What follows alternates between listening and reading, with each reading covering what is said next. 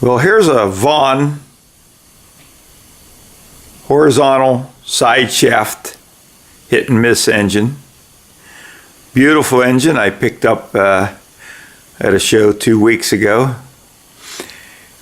I don't think this engine had been run more than an hour or two.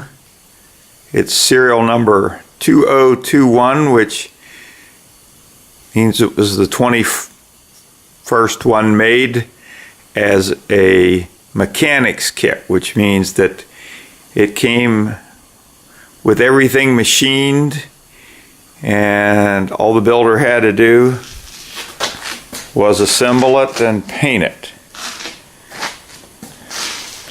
It's a very nice engine, all cast iron, and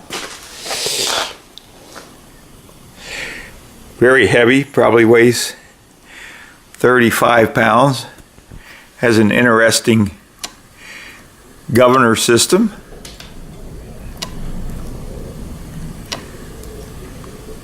Still hangs up just a little bit. It's been in storage for a couple of years.